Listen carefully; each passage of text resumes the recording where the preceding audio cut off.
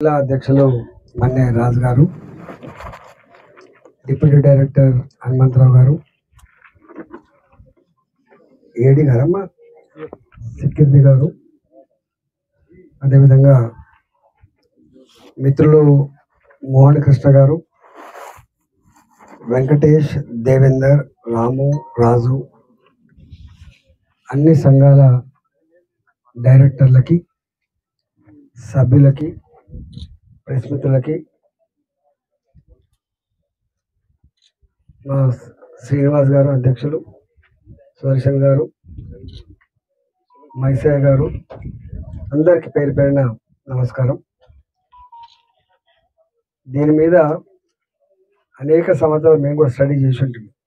నేను కొత్తగా మంత్రి అయినప్పుడు మొత్తం దేశంలో, మొత్తం ప్రపంచంలోనే ఏ సమస్య లేకుండా మనిషికి మంచి ప్రోటీన్ ఎక్కడ దొరుకుతుంది అంటే చేపలలో మాత్రమే దొరుకుతుంది. హార్మ్లెస్, ఆరోగ్యానికి అనేక రకాల అవసరం పడేటువంటిది చేపలు మాత్రమే.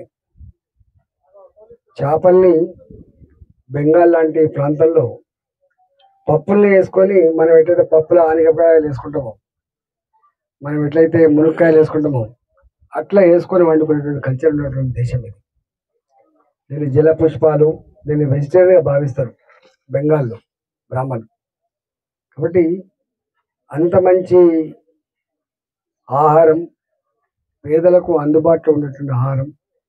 దీని మీద కోట్ల కొలది జనం సీషోర్ని అనుకొని కావచ్చు, లేదా ఇన్లాండ్ చేపల పెంచే దాంట్లో కావచ్చు, పెద్ద ఎత్తున కోట్ల మంది దీని మీద డిపెండ్ అవుతారు. మరీ ముఖ్యంగా తెలంగాణలో నాకు బాగా అనుబంధం ఉంది కాబట్టి, నేను మా అంతా రూరల్ ఏరియా కాబట్టి, ముదిరాజులుగా, తెనుగోళ్ళుగా, గంగపుత్రులుగా, బంటోళ్ళుగా, ఇట్లా పేర్లు ఏం పేర్లు పిలిచినా మత్స్యకారులుగా మాత్రం వాళ్ళు బ్రహ్మాండంగా ఈ రంగంలో రాణిస్తున్నారు. గతంలో బ్రోకర్లు చెరువులను గుర్తపట్టుకొని, వాళ్ళే సిడి పిల్లలు వేసుకొని, వాళ్ళే ఇంతంత ఫీడ్ సప్లై చేసుకొని, కాపలు పెట్టుకొని పట్టుకపోయేటువంటి కల్చర్ ఉండే. చాలాసార్లు గొడవ ఇది. 18 రూపాయలకు 20 రూపాయల కిలో గుత్తకు తీసుకొని కళ్ళ ముందే వాళ్ళు 40 రూపాయలకు 50 రూపాయలకు అమ్ముకొని పోతుంటే బాగా బాధేసేది మత్స్యకారులకి. సొంత చెరువుల మీద హక్కులు కోల్పోయి వాళ్ళు ఆ బ్రోకర్కి, ఆ కాంట్రాక్టర్కి చేపలు పట్టించే కూలీగా మారిపోయింది.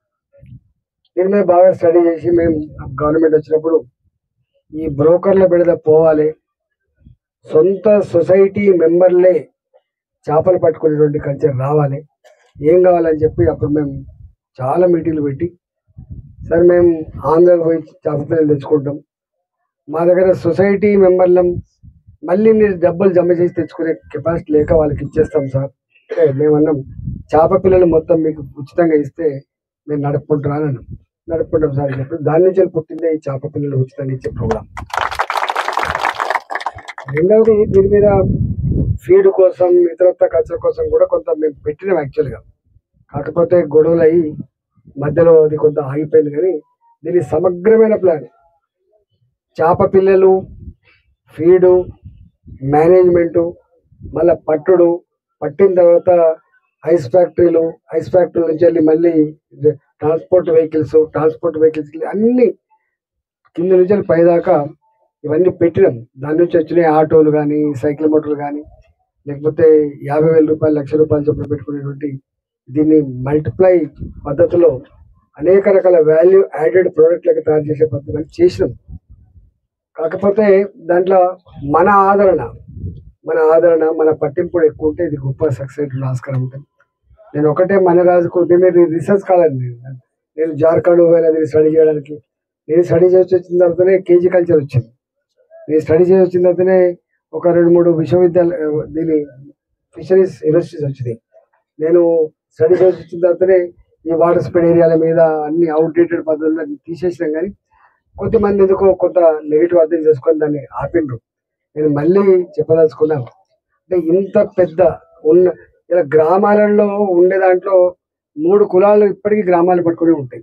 ఒకటి గొర్రెల కాపర్లు గ్రామాలు పట్టుకొని ఉంటారు, రెండోది మత్స్యకారులు గ్రామాలు పట్టుకొని ఉంటారు, కూలి మీద డిపెండ్ అయ్యేటోళ్ళు కూడా గ్రామాలు పట్టుకొని ఉంటారు, ఎక్కువ గ్రామాలు పట్టుకొని ఉంటారు. కాబట్టి ఇవాళ వలసలు లేకుండా ఉన్న ఊర్లోనే వనరుల మీద ఆధారపడి బతికేటువంటి వృత్తి కాబట్టి దీనికి ప్రభుత్వ పరంగా అన్ని రకాల సపోర్ట్ చేయాలని చెప్పి గతంలో ఉంది, ఇప్పుడు కూడా ఉంటుంది తప్పకుండా. ఇవాళ శ్రీహరి గారు మత్స్యశాఖ మంత్రి అయినారు, వారు కూడా చేయాలనే తపన ఉన్నటువంటి మంత్రి గారు వారు నెగిటివ్ ఉన్నటువంటి మంత్రి గారు కాదు. కాబట్టి నా దృష్టిలో మత్స్యశాఖ అంటే చిన్న శాఖ అని చెప్పి అనుకుంటాం, కానీ ఎన్ని కోట్ల మంది ప్రజలు బతుకుతారు దీని మీద అనేది చాలా ఇంపార్టెంట్. కొన్ని లక్షల మంది మత్స్యకారులుగా కోట్ల మందికి మంచి ఆహారాన్ని అందించింది. కాబట్టి ఇవాళ ఎనిమల్ హస్బెండరీని, మిల్క్ కానీ ఇతరత్ర కానీ మాంసం కానీ ఇవన్నీ మనిషికి అవసరమే సగం మంది ఇచ్చినోడు ఈ శాఖ మంత్రి, తీరదు వాస్తవంగా చెప్పాలంటే. కాబట్టి ఆయనకు కూడా కొంత జీలు ఉంది, చాలా తపన ఉంది. కాబట్టి డెఫినెట్గా మీరు మళ్ళీ పిలిచి వస్తారు. రాజకీయాలు ఉంటాయి ఇవన్నీ, కానీ పనిచేసే వాళ్ళకి మాత్రం తప్పకుండా ప్రోత్సహించాల్సినటువంటి బాధ్యత మన మీద ఉంటారని. రెండవది, నేను ఈ హైదరాబాద్కి వచ్చిన కొంచెం స్టడీ చేసాను. కొంత డ్రైనేజ్ భరిస్తుంది, కానీ మొత్తం డ్రైనేజ్ కుప్పలుగా మారిపోయాయి చెరువులు చాలా. అది చెరువులే డ్రైనేజ్, దాంట్లో ఏలు కూడా పెట్టడానికి ఉండదు. అంతా ఇక్కడ మూసి పక్కపడినటువంటి కొన్ని హైదరాబాద్ పెద్ద పెద్ద సొసైటీస్ ఆ రసాయనపు నీళ్ళు వచ్చి మొత్తం చేపలను చచ్చిపోయేటువంటి విషతుల్యమైనటువంటి పరిస్థితి చూస్తా ఉన్నాం. దీని మీద నేను అనేక సార్లు చెప్పిన, ఈ చెర్లలకు కానీ ఈ చెర్లలకు వచ్చేటువంటి డ్రైనేజ్ అయితే ఉందో డైరెక్ట్గా కాకుండా ఇండైరెక్ట్గా ప్యూరిఫై చేసిన తర్వాత దాన్ని చేసుకోవాలి, లేకపోతే 100% డ్రైనేజ్ లేకుండా ఉండాలని చెప్పి ఆ ప్రయత్నం తప్పకుండా చేస్తా, మొదలు పెడితే తప్పకుండా. ఇప్పటికే పొలిటైన చెరువులు ఏవైతున్నాయో పొలిటైన చెరువులని కూడా దాన్ని ఎట్లా మంచినీళ్ళ చెరువులుగా మనం ఇప్పుడు షామీర్పేట ఉంది, ఈ నీళ్ళని చూస్తే అది కొన్ని కోట్ల రూపాయల విలువ కావచ్చు, కానీ మనిషికి ఒక భరోసా, ఒక భద్రత లాగా ఉండేటువంటి ఆస్కారం ఉంటుంది. ఇంత పెద్ద చెరువు, వాటర్ బాడీస్ అంత ఈజీ కాదు. ఇవాళ ఒక్క చెరువు కట్టాలంటే కొన్ని 100 కోట్లు కావాలి. ఇవాళ ఆనాడు మనకు వరం, కాకతీయుల కాలం నాడు కానీ నిజాం కాలం నాడు కానీ ఆనాటి చెరువులు, గొలుసుకట్టు చెరువులు మొత్తం దేశంలోనే పేరెన్నిక గల చెరువుల వ్యవస్థ మన దగ్గర ఉంది. 40-45 వేల చెరువుల వ్యవస్థ ఉంది. మేము దీన్ని చాలా గొప్పగా విజువలైజ్ చేసుకున్నాం, కానీ అందుకు అది మధ్యలో ఆగిపోయింది. డెఫినెట్గా ఎన్నడో ఒకనాడు ఈ చెరువులకు, ఈ మత్స్యకారుల బంధానికి మేము అప్పుడు చెప్పిన ఈ చెరువుల మీద హక్కులు ముగ్గురికి ఉంటాయి. ఒకటి మత్స్యకారులకు, రెండోది దీని కింద వ్యవసాయం చేసుకునే వాళ్ళకే కమిటీ ఏర్పాటు చేయాలని చెప్పినాం. సంపూర్ణమైన పద్ధతులలో మీకు రాబోయే కాలంలో వీటి మీద సంపూర్ణమైన హక్కులు మత్స్యకారులకు అన్ని రకాల సపోర్ట్ చేయడానికి మా వంతు సహకారం ఉంటుంది. మీకు ఎక్కడెక్కడన్నా భవనాల గురించి కానీ ఇంకా ఏమైనా కమ్యూనిటీ హాల్ గురించి కానీ ఇతరులతో నేను ఉంటే ఒకసారి నాకు ఇవ్వండి.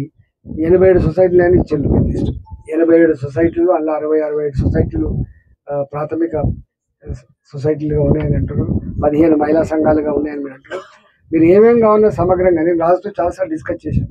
దీని గురించి నేను సంవత్సరాలు స్టడీ చేసినాం, అందరూ కూర్చోబెట్టి మాట్లాడడం, అవగాహన ఉన్నది, కానీ చేసుకుంటూ కావాలి. నేను నేషనల్ లెవెల్లో కూడా వీళ్ళ మెంబర్ని తీసుకున్నాను ఇంట్రెస్ట్గా. నేను ఎనిమల్ హస్బెండరీ ఫిషరీస్ దాంట్లో మెంబర్గా కూడా ఉన్నాను కన్సల్టేటివ్ కమిటీలో. కాబట్టి మీకు ఏ సమస్య ఉన్నా కేంద్ర ప్రభుత్వ పరంగా ఉండేటువంటి స్కీములు ఏమున్నాయి, నేను 2-3 సార్లు మీటింగ్ పెట్టినాను.